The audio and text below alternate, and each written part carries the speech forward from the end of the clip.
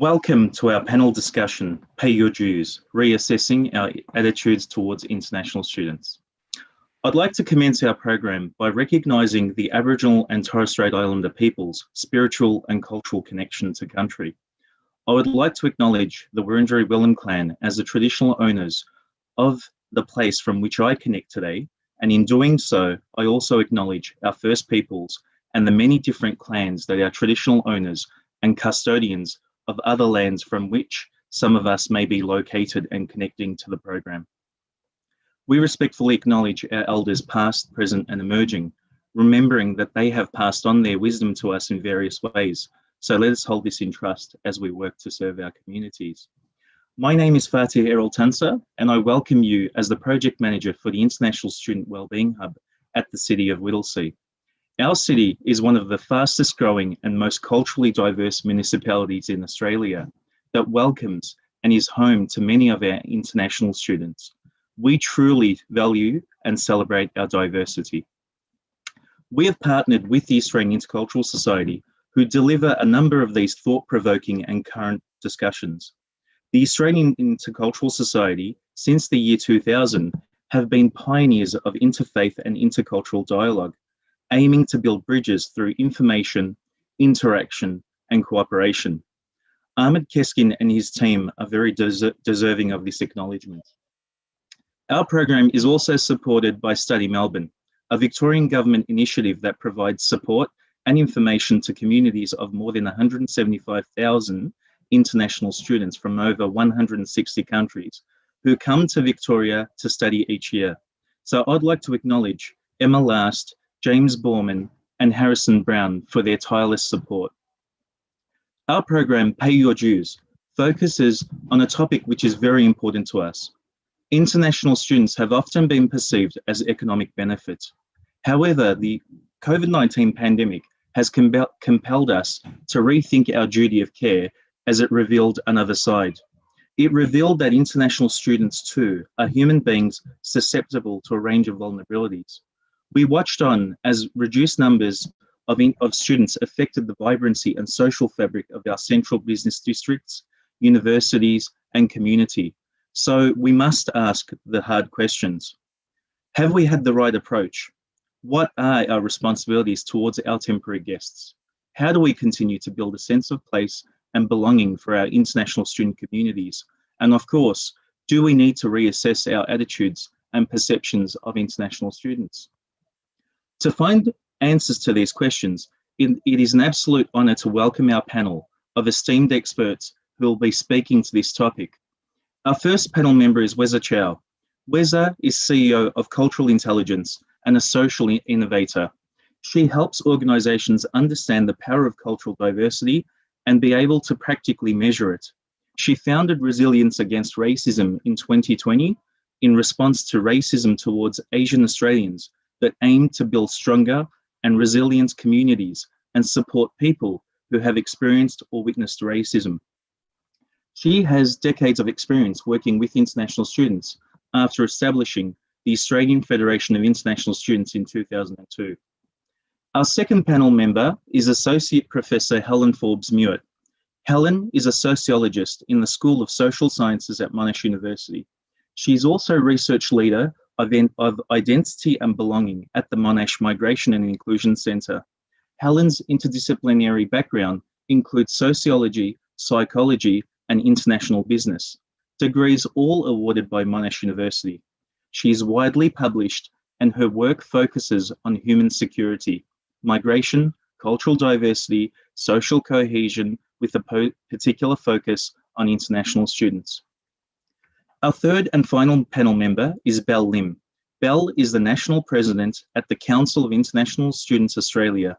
Belle previously served as the National Women's Officer for 2 years in the organisation. She represents international students studying in the tertiary sector in conferences, policy discussions, expert advisory groups, and in the media. Along with her skilled and passionate teammates, Belle is committed to listening to international students and advocating the welfare and interest of such students. And of course, a panel is not complete without an esteemed moderator. Our moderator for our panel is Susan Delibasic. Susan is an award-winning journalist covering education for the Herald Sun, previously serving as local news reporter for Leader Community News. So please engage, feel free to chat, add comments or ask questions in the chat box to my left. And with that, I now hand you over to our moderator and welcome you once again to our panel discussion. Thank you. Thank you, Fatih, and thank you everyone for being here and for taking part in this discussion today. I'm going to kick off this session with our first question, that is, international students have often been promoted through the benefit they bring to our economy. Is it correct to measure their contribution through economic value, or do we need to reassess our perceptions? How are they important for our local suburban communities, culture, or research? And I can take that over to you. Helen, do you want to answer the first question? Thanks, Susan. Yes, I'm happy to answer that. It's a really important question, and that notion of looking at our international students from an economic perspective is one, I guess it's a realist view in a sense, but it always takes me, when questions like this are raised, it always takes me back to my PhD, which was looking at international student security. And my motto at the beginning of that PhD was saying, it's not just business. And, you know, it's just so important that we acknowledge the cultural perspectives and what the students bring to us in terms of learning, and not just us providing their education, and those, you know, creating connections between other countries as well. I mean, there's just so many other elements that sit alongside the economic one. So we can't deny the economic one. It is, you know, it is extremely important, but then so are all the other elements. And I mean, we're just absolutely enriched by the international students that we have. Great. Does anyone else have anything to add, Weza? Do you want to maybe contribute to that? You know, do you think that, you know, it is correct to measure them through their contribution for economic value? Would love to hear your insights. Thank you. Yeah, so I agree with Helen in that I think we need to see students as being much more than just the economic contribution. And I've always said, you know, even just reflecting back on myself, so I was a domestic student, but because I've been working with international students for so long and also having international students as my friends, now in my professional career, I've got friends around the world. So if I need understanding of another country, I can easily pick up the phone, or even just going on LinkedIn or WhatsApp just to find out what's going on in their own country. And when I travel, I'm able to also visit these people and also have a connection with them as well. So they are, you know, our access to countries around the world. So I think people need to really understand that. And if they don't have a good experience in Australia, we don't have that access.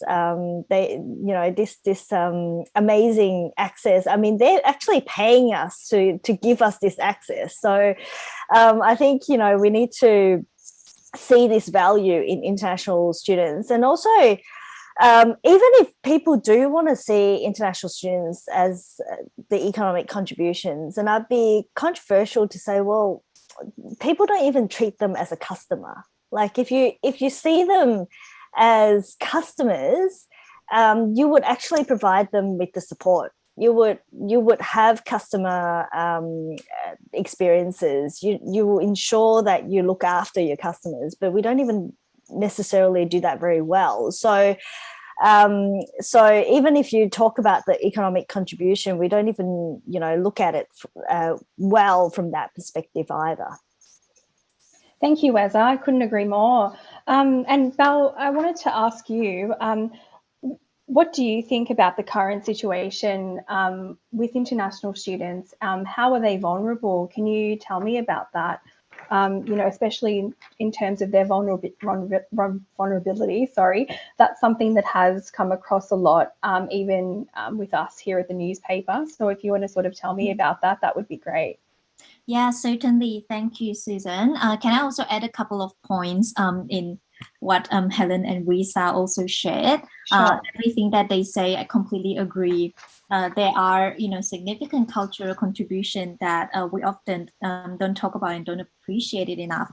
But going back to what Risa also mentioned, the economic value itself is very important for Australia, and the fact is that it touches every member of the community here in Australia, but it is not perceived that way. It often is only perceived as beneficial to the universities or the sector, and we fail to really acknowledge and recognize the flow-on effect that leads on to the entire economy and everyone in the Australian society. So that really is a shame.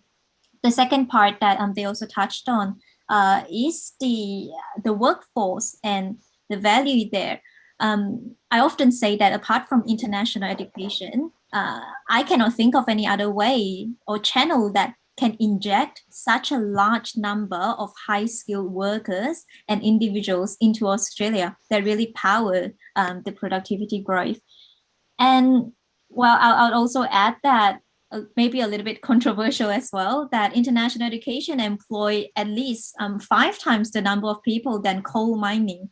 But you don't see, members of the politics or the community vehemently defend the sector, and in fact universities even receive JobKeeper payment, let alone the massive subsidies that those sector does receive. So there is really an imbalance on the appreciation of the sector beyond the economic value that we have to rethink.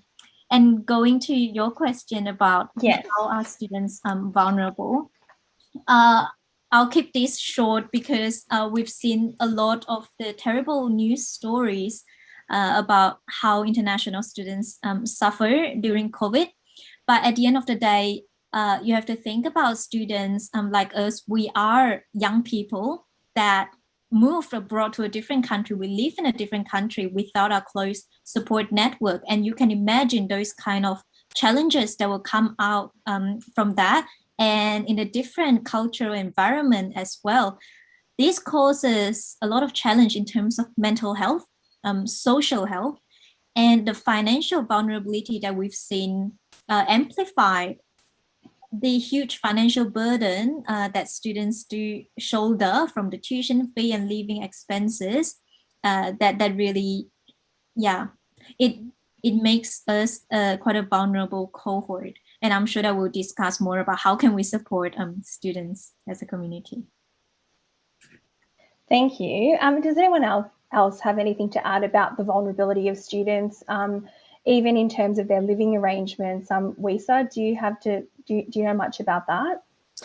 Yeah, so with international students, just agreeing with Vel on that one, is that they don't have their family support and their friends.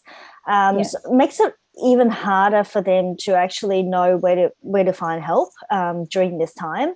And it's not as easy to say, well, you are expected to be here and therefore able to just find a way to manage that.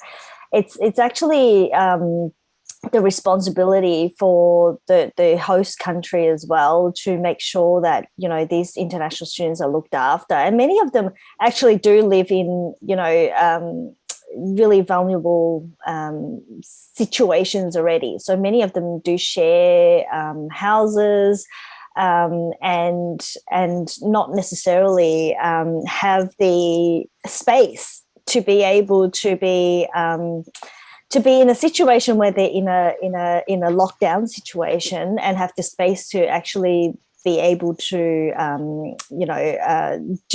study on their own.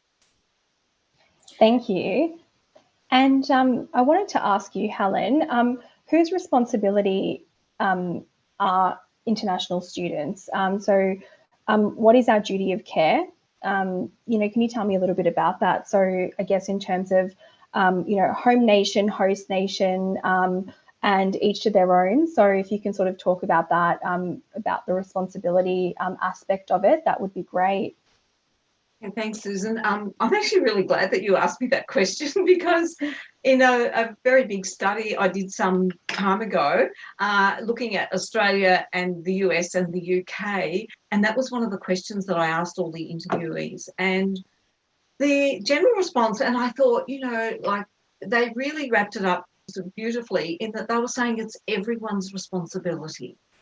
It's not, we can't just say it's the student's responsibility because, we're bringing them in to provide an education. So we do have a duty of care, but it's also, their parents and their host countries. And it was a very, and this was right across the 3 countries, which I found really interesting. And the students thought that themselves, like they were prepared to take responsibility for themselves, but it's also, a much better situation if it's considered a social issue and that it is a shared responsibility. Great, thank you so much, Helen. And can I ask you that, please, Wisa, too, for your opinion on that? What do you think in terms of, responsibility? Can you give me some insights too? That would be great. Thank you. Yeah, and I also agree with that it is everyone's responsibility. And, obviously international students have some responsibilities on themselves. But also I think the host country, particularly during a pandemic, that it's a situation that nobody wants to be in. And it makes it really difficult when many international students rely on employment in order to sustain themselves, suddenly find themselves that there's no work out there. So, making some exceptions around, sure, usually you don't really give welfare to international students, but at the same time, this is a very exceptional case where, they're here and they usually need to work in order to sustain themselves, but find themselves not being able to. So I think there is some responsibility from the host country, but obviously, their own country should also, take some responsibility in supporting these students as well, whether it is to connect them to their families back home or, finding a way to support them, because obviously at the moment, a lot of international students are also offshore. And the country that they come from can, provide some sort of support in order to assist them during this time, because it's really, really difficult when you are studying, relying on online, but then it's when you're not in the country, it's really hard to get the contextual understanding as well. So providing a lot more of that support to international students as well. And I'd just love to hear your thoughts on that too, Belle. What do you think? Can you please give me your insights on this issue? That would be great. Thank you. Yeah, thanks, Susan. I really like what Helen said about it being a social responsibility. It is not clear-cut that we can allocate whose responsibility this is. So I think it's very important that we perceive it as such. And I also want to add in a new lens to this. We, as international students, we do pay taxes legally as residents in Australia. So legally, Australia does have a duty of care, and we should be able to access the same level of social services, if not more, since we are also considered as a vulnerable community, and that there needs to be a level of cultural sensitivity in those kind of services that is really quite lacking at the moment. And just as Wisa mentioned that international students, a lot of us do rely on that part-time income to sustain our living here in Australia. And we've seen that terrible consequence last year when students were the first to lose their jobs. And without that safety net, students are thrown into really dire circumstances. That was a very terrible time for us. And I also see, a lot of our friends that are domestic students also face the same challenges, but we see the effect of having that immediate safety net, that they do have JobKeeper support at that time, and they are able to move back in with their parents. And international students do not have the option. We do not have family members here, and yeah, it was quite a difficult time at that time, and it would have been so much. It would be very helpful at that time if we viewed that as a social responsibility instead of the responsibility of students, of us to look after ourselves. Thank you so much, Val. And I wanted to ask you, Isa, do you think as a state and I guess as a country we've had the right approach? Do you think that our support responses have been sufficient enough? Can you tell me about that, Isa? I think we can certainly do more in terms of supporting international students during this time, whether it's federal government, state government, local government, even universities, because I know that, even universities are not necessarily giving them, even though everything is online, but the support that's provided to international students during this time is also inadequate. And I know, look, universities are also trying to figure out what they're doing as well. So I understand the complexities and difficulties. But at the same time, I think there needs to be a lot more thought around how to support international students during this time. So it's not simply just, obviously, the rent is very important, and living expenses very important, but also the experience of international students during this time, and of course it's really hard during a lockdown, but then at the same time there almost needs to be more creativity around how to engage international students during this time, and not just expecting them to sit in front of a screen and just listening to lectures and that's it. So I think even from a university response and how lecturers might engage into international, all students, but particularly international students, needs to be thought about as well. And thank you so much. Thank you, Isa. And Helen, I'd love to hear your insights on this. Have we had the right approach? Can you tell me about your thoughts on this issue? Yeah, look, I think that our approach has probably, shifted dramatically over the decades, in a sense, when international students were first, brought here under the Colombo Plan for cultural reasons and diplomatic reasons and so forth. And then it became, very economic. And I think there probably is a need to shift back somewhere a bit more in between, in a sense. And that I think that our approach to international students is right in many ways, but we're still learning. And, when a crisis situation crops up like this, we've never had to deal with that. We didn't really know how to deal with our own existing population here, let alone our people who are come here for an education. So I think it was a very difficult, but I did notice that with the international students, and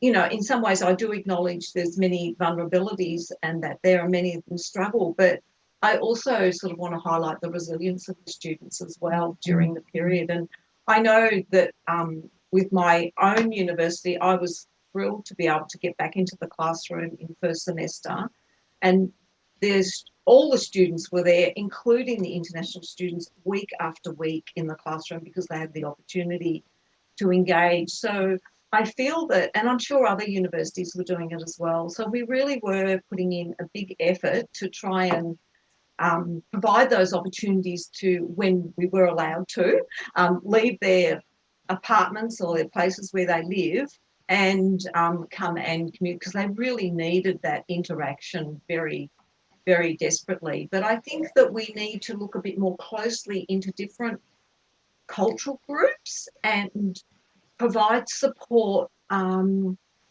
a more nuanced way that suits the different groups of students. And, I know it's a big ask because there's students coming from so many different places, but, there's so many different cultural aspects that we need to learn about so we can have those better connections and engage with the students in a way. And, I think we're learning to do that, and I do think we'll get better at it over time. Thank you so much, Helen. I agree. I think we will get better with it over time. I think it's all a learning process, as you said, especially with you know, learning about what to do with our own population, as you mentioned. So I couldn't agree more. Thank you for your insights. I wanted to ask you, Belle, what more can local government do in this time, service providers and not-for-profit organisations? How can they better support international students, and what could be done differently to, you know, should we face another, you know, pandemic or another strain again of COVID? Can you tell me about that, and also what international students are telling you that has been you know, maybe challenging when dealing with local service providers? So yeah, and any feedback would be fantastic. Yeah, well, I hope that we'll never have to face this again after we get out of this very long pandemic. Well, I think that one silver lining from what we hear from students, unfortunately, students are quite disappointed. Students, I think that we've one thing that I've heard quite early on was that those students that were stuck offshore during the border closure never in their mind would have imagined that Australia would shut them out. And that was really shocking to hear. And it's really shocking to them because in their mind, or it's commonly kind of accepted that we've lived in Australia for a few years and they might have gone home during Christmas and holiday. And they thought that, well, they have their lives here. They were still paying rent and have their storage, have their belongings stored here in Australia. So it was very shocking to them that Australia could just shut students out like that. We know that yes, a lot of Australians have also been shut away, but the situation for international students is different in that we were not allowed to be even on the list to be considered to come back. So that's a completely different approach for international students. And until now, international students are not in the travel exemption. We are not even in the queue. So that was very, very difficult for many offshore students. But one silver lining that that have come out of this is seeing the response from community organizations.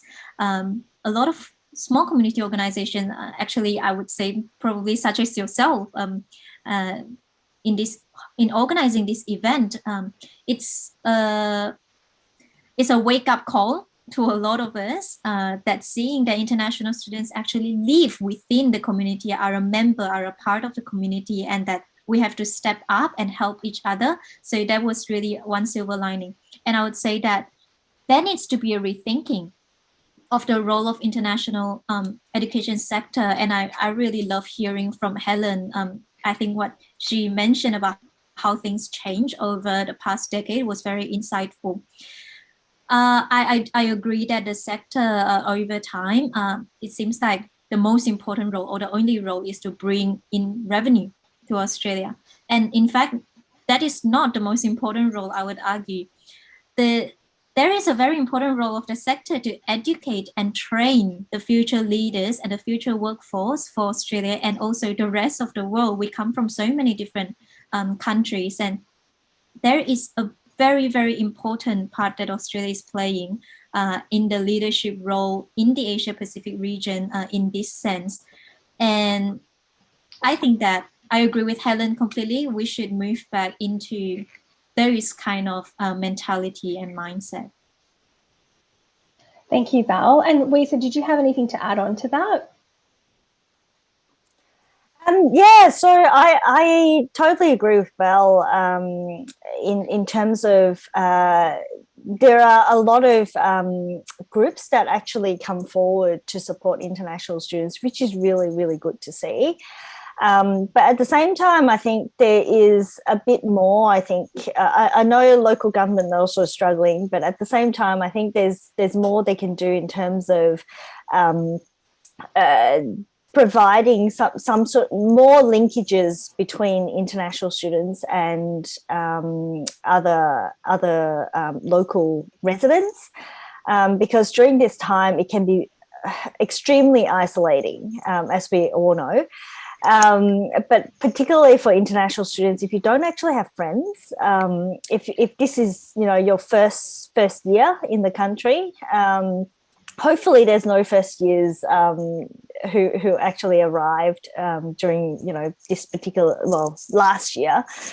But it's if it is, it will be incredibly isolating without the opportunity to go out. I actually heard that there was a international student who actually arrived for their PhD and not being able to go out. Arrived around this time. It's really difficult. And particularly if you don't live with a housemate as well, there's literally nobody to talk to. So I think there's a lot more that we can think about to support international students. And obviously, you know, what I'm doing with the racism project, hopefully that can assist people if they're experiencing racism as well. But I think there's definitely a lot more we can do. Thank you, Lisa. I appreciate that response. I couldn't agree more. I think there is a lot more we can do. Thank you. Helen, I wanted to ask you, how do we maintain the human element of our perception of international students?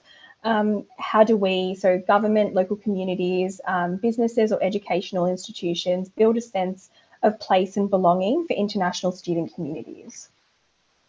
Look, I think it's really important that we get the message out there beyond the universities, beyond the student groups, into the wider community, and to basically make it known, educate people out there about what these students bring to Australia. And it's been, you know, it was mentioned by the other panelists about the importance, not just economically creating jobs, which they do, but it's never presented in that way. And that it's always seen as just the students coming here, we provide them an education, and then they either decide to stay here or go back home. So it's sort of probably just in the layperson's view, seen as we are providing something, where it's very much a two-way relationship. And, you know, this is where most people who don't know international students, or they don't work in education institutions, and they're in, you know, working in other industries and so forth, they don't really probably even think about international students. So there's not that genuine sort of concern and care about a group of people that they know nothing about. And I think that's what we have an obligation to do, is educate the much broader community about what these students are doing for Australia. They're not just coming here and getting an education. They're contributing so much more in many ways. And I often sort of think, what a boring place it would be here without them. So, you know, that's where I think the message needs to get out there. Thank you, Helen. And Belle, can I ask your view on that? Can you tell me, Belle, you know, how can we add this and maintain this human element with our perception of international students?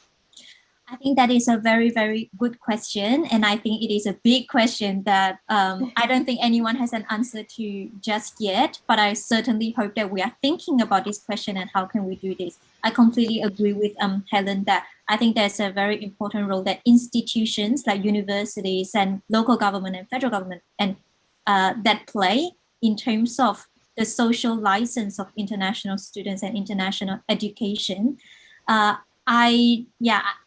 If I can just be a little bit critical about the leaders, the political leaders, that we hear what they say about students need to go home during a difficult time. That's not a good leadership in this space. That's not what we need. That's exactly the opposite of what we need from them to really build that connection with our international students. It made us feel dispensable. It seems, it sends a sentiment that in good times, international students are welcomed, but in bad times, international students are abandoned.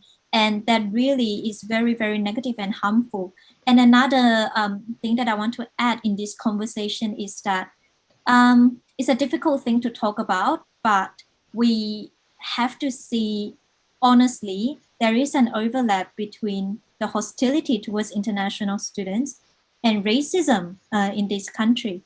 Many of our students come from different Asian countries or South American countries, And there are an overlap in how we see, I guess, diverse communities and people that are, from a different cultural background and racial background. I don't have an answer to this, and I would love to hear what Wisa said, given, her work in this field, but we are very, very keen to work together and to tackle this really big issue. Great, thank you. Thank you so much, Belle. And I wanted to ask you, Wisa, will international students come back? Can you tell me your thoughts on that? It's really difficult to say. I think I don't think anyone has the answer to that. I hope they will, because I think we do have a lot to offer in Australia. But at the same time, if we listen to what Belle has said around the messaging that international students are dispensable, we don't necessarily want them. If we are struggling, then we want them to go back to their home country. That's not what students need. And it really does send a message that we really don't want international students. And it's been going on for decades, where international students are seen as cash cows. So we want them for their money, but we don't want anything else to do with them. And I agree with Belle's point around racism. It's if all our international students are from the UK and the US, it might actually be okay.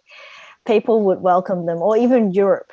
I think if that was the case, then it's possibly that we might actually welcome them a bit more. But because they're from, many of them, Asian countries, South American countries, if you look into, like, and I know we are all in lockdown at the moment, but even when we're not in lockdown, just look into the streets of Melbourne. When students are not back, the streets are still very, very quiet. So during the time when we can actually go out, students are just, when they're not there, the city is not as vibrant. And I think we need to recognize that. And until we do, there may be a time when students are like, well, I'm going to another country. And if we don't start opening borders up, or even having a conversation around how do we actually bring these students back in, and support them in the process, then some students might say, well, I've got an offer to another country, and we might just go to that country. Thank you, Wisa. And Helen, what do you think about that? Will they come back? Can you tell me your insights, please? Yes, look, I actually hold a very positive view towards that. And maybe that's because I want them to come back. But I do think they will. We've been in disastrous situations before where Australia has not been viewed very favourably. And, that goes back to the times when the Indian students were being attacked, and it was a dreadful situation, and Australia was not looking very rosy at all. And it bounced back after a while. The students did come back, and they came back in huge numbers. And I know this has been a much longer ongoing disaster that we're dealing with at the moment. But I do think that the students they're very bright people, and they see a bigger picture. And I think in time, it'll go back to where we're geographically placed. We are a good place to be. Despite a few things happening here and there, we're generally a safe place to be. And I think that if all of that is sort of weighed up against other options, I think at the moment some students may be sort of thinking they'll go somewhere else. But as soon as we make it possible to start getting these students back, I feel that they will come back, and, hopefully we'll all be here to welcome them with open arms. Thank you so much. And just quickly, I was going to ask you, Belle, do you think that they will come back too? It's very interesting to hear what Helen said. I certainly agree to, part of it, for example, the geographical location where Australia sits, that is something that you can't take away. Even a pandemic can't take that away. But I would say that Australia's reputation has been hit quite badly, or even just thinking about logistically, I know that there are a lot of students who are starting university or starting around this time. They were coming to Australia, but Australia is no longer an option for them to come. So they have already gone to other countries like the UK and Canada, and they have been seen as a lot more welcoming to international students. And even if Australia is going to go back, even if international students are eventually going to come back to Australia, it's going to take a number of years. It's not going to be a V-shaped recovery. It's going to take a long time. And I hope that we will learn some lesson out of this and not just take students for granted. Thank you. And we've had a few questions come in, so we're just going to do a Q&A now. So I will just read some of the questions that's come in, and I will ask you, Wisa, the first one. So I will ask, so in last year's survey report, that was from, Farbenblum and Berg 2020 International Students and Wage Theft in Australia. It was reported that almost 4 in 10 students, so that's 38%, did not seek information or help for workplace issues because they did not want problems that might affect their visa. This is suggesting that the current visa assurance protocol between the Fair Work Ombudsman and the Department of Home Affairs has limited impacts of not enough to assure international students to come forward and ask for help regarding workplace exploitation. What are your views about this? I think that's a long-standing issue in relation to that. For international students, regardless whether it's the workplace, it can even be racism. Like I know international students don't come forward to report this to the police or any authorities or even their universities because they are fearful that it might impact on their visa. So it doesn't necessarily have to be a workplace issue. I think when international students, and we talked about vulnerabilities, this is one of the vulnerabilities for international students. They don't know what might affect their visas. And so as a result of that, they prefer not to cause any trouble.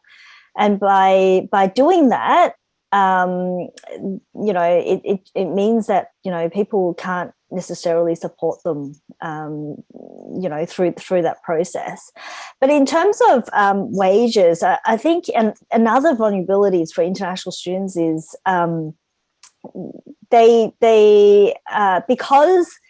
because they're less willing to actually come forward, and they also paid sometimes less than the minimum wage. And so it puts them in another vulnerable position where they don't want to actually voice anything if it so happened that they were working either, hours that they shouldn't be working. And because there's quite a lot of limitations when you're on a student visa, it's for good reasons, but at the same time, because it is quite strict, it makes it more difficult for international students. And if they're not actually getting paid the minimum wage, it means that they actually have to work more hours in order to compensate for that difference. So I think that there needs to be a lot more done in terms of ensuring students actually get paid the minimum wage. And to ensure that they're not exploited. Thank you so much. Thank you, Ree. So I'm going to ask you the next question, Helen. There are still 1/3 of Australian student visa holders remaining outside of Australia. So that's 157,317 as of June 28, 2021. And the source of that is DESE. Those students are continuing their study from their home country and paying fees. The Australian border looks like it will not open till mid-22. Many students' visas may expire without coming into Australia. What can they do as students and us as education providers to help them fulfil their education aspiration? Yeah, so this is a really difficult one when you've got students, paying for their education and studying from their home country. And I have had a number of those students myself, actually. And it has been incredibly difficult for them. they've often expressed that they desperately want to be back in Australia, which I saw that as a positive thing anyway. So they did want to be here. So I think with education institutions, I mean, all we can do is offer them the education online, which is not what they want. They want to be here. But until we allow those students to come back, there's sort of, we actually can't provide on-campus tuition for them. So they're really caught between a rock and a hard place, actually, for students. So, you know, they're paying this money for an education in Australia, but they're actually not getting it. And I mean, even the ones that are still here, and we still do have a large number of international students here that didn't want to go home or for various reasons. And I think it's somewhere around 74%, I believe. So there is a large number, but they're all still, whether they're in their home country or here, they're still stuck in that situation where they're, you know, in a small living apartment or something like that. So, yeah, look, that's just a really difficult one. And until we start getting those students back, and I mean, obviously Australia wants to hang on to those students. We don't want to lose them. So we need to sort of offer them some online. They managed very well last year when everything was online. I had a number in various different countries. Not ideal for them because some of them had to be online on, you know, very awful hours to log into classes and that. I was happy to accommodate those students and provide things at odd hours from this end a bit to help them. So I think we need to sort of really extend ourselves and think a bit outside the box there and meet them halfway about what we can offer them to keep them engaged with Australia. Definitely. Thank you so much. And Val, did you have anything else to add to that? Yeah, thank you. A lot of people, I think that Helen described it very, very well. I think a lot of people don't understand the situation of the offshore students and often look at it negatively when students were saying they really want to come back. But at the end of the day, if I can borrow Visa's analogy of looking at students as customers, every year for my degree, we paid 40 grand for the tuition fee alone. And what are the products that you can see where your customer has paid 40 grand and they receive a completely different, services. So I think, as Helen says, it's a difficult situation because universities are doing their best to support students and deliver those education. But the border closure, the decision is on the government. So they are, from CESA, we are really calling for universities and all the other providers to definitely lower the tuition fee, give a tuition fee reduction for students, but on the other hand, also think about how can we engage with students that are offshore. And can I ask you too, Val, this is another question that's come through. So last year in April 2020, our government said it's time for international students to head back to their home country.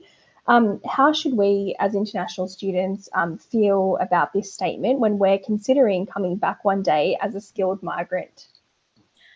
Oh, this is such an emotionally tricky question. I think that if you ask any international students in Australia or outside Australia, we still remember this a statement that perhaps the Prime Minister was a throwaway statement that, you know, he was trying to solve that one problem. He made that one statement, but it was very, very hurtful because we live in Australia, even if we only live here for a couple of years, we know the ties that we have with this country and with the community and the way that we contribute. So it was very difficult for us to hear that we were not acknowledged and appreciated and that we don't belong. Like, it's a stark reminder that we don't belong here. So that was very difficult. I think since then, for example, our organization, CESA, and many other universities and other organizations that I've spoke to, we have been trying to change that messaging to kind of alter that and really make students feel like they belong. And it is, I can't tell people what to think. For those of us who are considering staying in Australia or coming back to Australia as a skilled worker, we can't tell people what to think, but what we have to do, or what Australia has to do, is really change that narrative and think about what we can do to acknowledge and appreciate students. And for us, all we want is the opportunity, and the opportunity to learn, and the opportunity to gain valuable working skills that really give us a better chance at the future. That's, at the end of the day, that's what we want. Thank you so much. And I wanted to ask you, Helen, basically, we kind of touched on this before, but this has come from the floor. So will international students come back? If so, what can we do differently this time round to firstly entice them to come back, and secondly, make them feel more part of society? So that element of inclusiveness there that's obviously come out from that question. Yeah, thanks, Susan. Yes, as I said before, I do believe they will come back. It will take time because it's certainly not going to happen overnight. I mean, they need to be able to come back to start with, and then we need to show them that we want them here, not just for their money. We want them here for all the other, wonderful benefits that they bring. And also, I think we need to show that we really care about them. And some of the work that I've been doing of late is looking at how we provide support services and particular mental health care. And so I think that, and Australia really has the opportunity to be a leader in this field, that if we can do that and do it really well and show that the students that, yes, we want you to come back, and when you're back here, we will have supports and we will look after you, perhaps better than we might have in the past. So I think we need to look at how those services are provided. And, Australia does have some fantastic support services, but that doesn't mean they're suitable for everybody, because it's very hard to keep on top of so many different cultures. And even within people who come from one nation, there's so many different groups. And, there's a lot of learning to be done, a lot of research to be done to find out how we do connect with each group, and so that we can provide appropriate services. So when the students are here, they know they've got somewhere to go to get help, and they know that they'll get help that feels right for them. Thank you so much, Helen. And quickly for our last question, now I'll pass that one over to you, Lisa. As service providers, how do we highlight the contribution of international students to arts and culture? I might actually just add to what Helen has said, because I think universities, and one of the things that I believe universities should do more of is to have almost like a mandatory subject to help people understand intercultural understanding. And that's for everybody, not just international students, but local students. It will be good for everybody. So if you're from a student from Malaysia, for example, you might not understand, a student from Brazil. So I think, there's a lot that we can all learn. So I think, if universities can start actually do that, I think it will actually really change in terms of like even the racism situation that we see as well, to have people have more appreciation of people from different cultural backgrounds. And I mean, we think about workplaces and what workplaces are starting to do. They're thinking a lot more about mental well-being for their staff. So I think universities really need to think more about the mental well-being for all students as well, and think about how that could work. In terms of the what more can organizations like service organizations can do, I think the connection with the international students community and possibly, I don't know, who might actually start the initiation, whether it's the universities themselves or the service organizations themselves, because I've worked in the not-for-profit sector and there's a lot of services out there. But at the same time, some of them are not necessarily funded to service international students. And so I think that there can be a lot more partnerships between universities, and universities need to start also paying for these services. Sometimes I see universities who, they will approach service providers, but then expect them to just deliver the service. But then if they're receiving government funding, that's not necessarily always going to be able to happen. And so I think that there's a lot more partnerships that can definitely happen in the space as well. Thank you, Isa. Thank you. I'm just going to pass over now to Amit from the Australian Intercultural Society. Thank you all for your insights.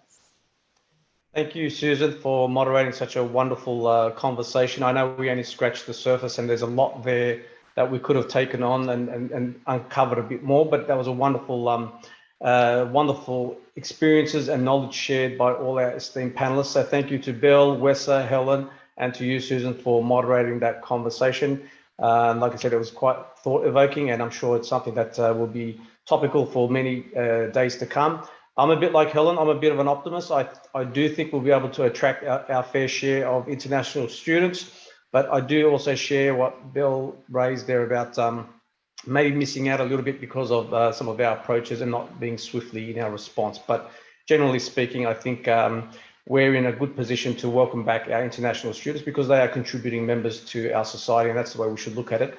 And what Wessa said at the end was really good. We need to if we can offer some sessions on intercultural understanding, that will go a long way in making them feel a part of the greater society that they're in, and that they're not just an economic contribution. So thank you all for sharing your insights.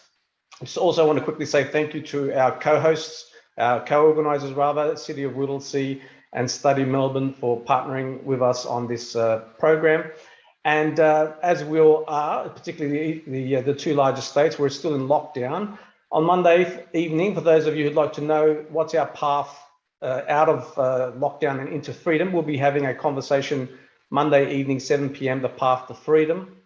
Feel free to tune in. Look at our website, intercultural.org.au, for more details. Otherwise, tune back into this YouTube channel and you'll be able to see that conversation take place. So from me to everyone out there, thank you very much for joining us. Thank you again to everyone who took part today, including Fatih, who did the introduction, and to our esteemed panelists and Susan. Appreciate everyone's contribution. On that note, thank you very much, and until next time, goodbye. Thank you.